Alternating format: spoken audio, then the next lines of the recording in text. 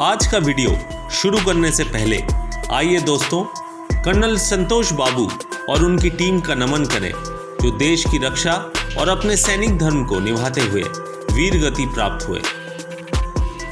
Galwan valley से चीन की कायरता का सबूत आ चुका है।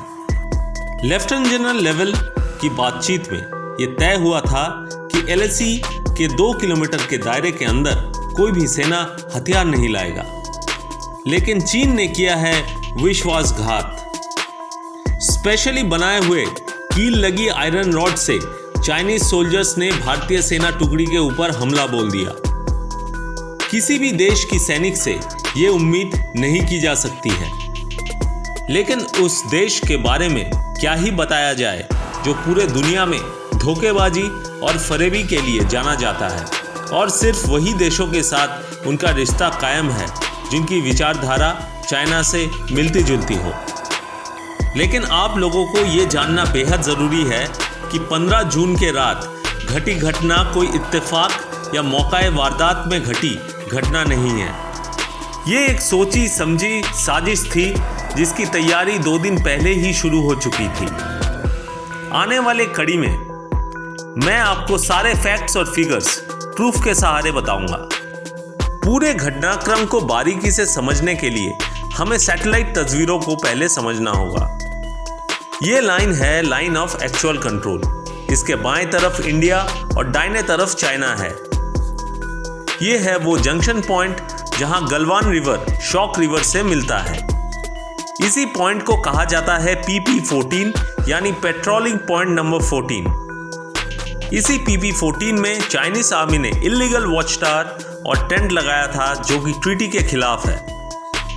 कर्नल संतोष बाबू के टीम ने 13 तारीख को ही इस टेंट और वॉच टावर को तोड़ डाला था।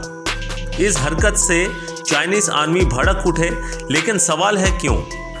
PP14 से चंद किलोमीटर के दूरी पे है DBO रोड यानी दौलत बेग ओल्डी रोड, जिसको इंडिया बहुत ही तेजी से बना रहा है। सैकड़ों लेबर्स एयरलिफ्ट किए जा चुके हैं इस कंस्ट्रक्शन के लिए। अब चाइना चाहता ही नहीं कि ये रोड कभी बन पाए, क्योंकि नहीं तो अक्साई चीन को भारत काफ़ी आसानी से कब्जा कर सकता है। इसके अलावा आप एक डॉटेड लाइन भी देख सकते हैं। ये ब्रिज भी इंडिया बना रहा है, जो चाइना होने नहीं देना चाहता, क्योंकि अभी PP14 पहुंचने के लिए इंडियन आर्मी को पहले पहाड़ी चढ़ के, फिर शॉक और गलवान रिवर क्रॉस करके और फिर पैदल चल के जाना पड़ता है। हालांकि चाइनीज साइड में PP14 डायरेक्ट गलवान वैली से जुड़ा हुआ है, जिस वजह से चाइनीज आर्मी अपने गाड़ियों में बैठ के PP14 बहुत आसानी से पहुंच सकते हैं। इसी कारण से 15 जून की रात इंडियन रीइंफोर्समेंट पहुंचने में समय लग गया, नहीं तो कर्नल संतोष बाबू और उनके 19 साथी अभी तक जिंदा होते। चीनी सैनिकों ने भारतीय सैनिकों को घात लगाकर मारा है। इसको मिलिट्री लैंग्वेज में एम्बुश कहा जाता है। इस तस्वीर को गौर से देखिए। PP14 से 600 मीटर तक कोई चाइनीज डिप्लॉयमेंट नहीं था, ताकि इंडियन आर्मी को भनक ना लगे कि क्या जाल बिछाया जा रहा है।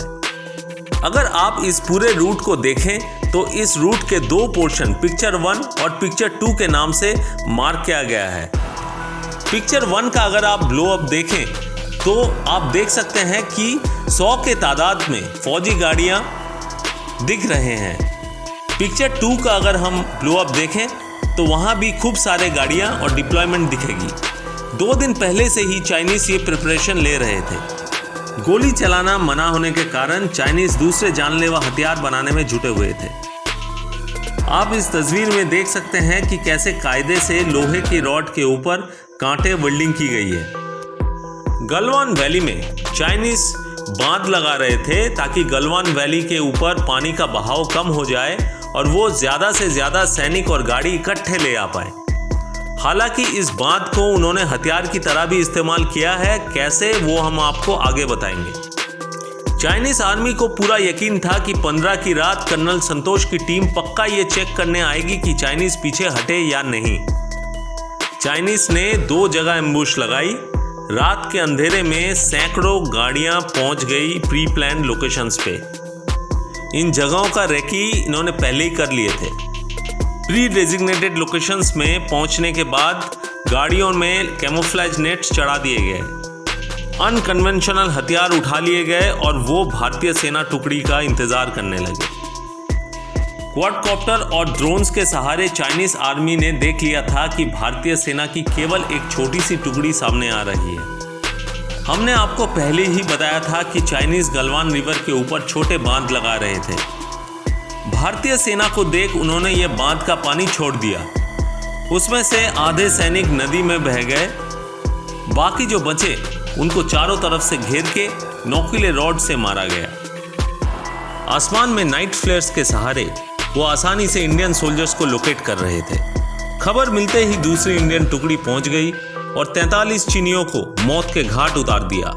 कैजुअल्टी इवैक्यूएशन वाली चीनी हेलीकॉप्टर रात और दिन दोनों समय LAC के ऊपर देखे गए।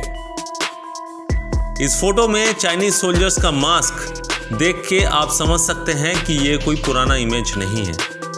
और इसी के साथ चीनियों ने फिर से साबित कर दिया कि सामने से लड़ने की ताकत उनमें नहीं है।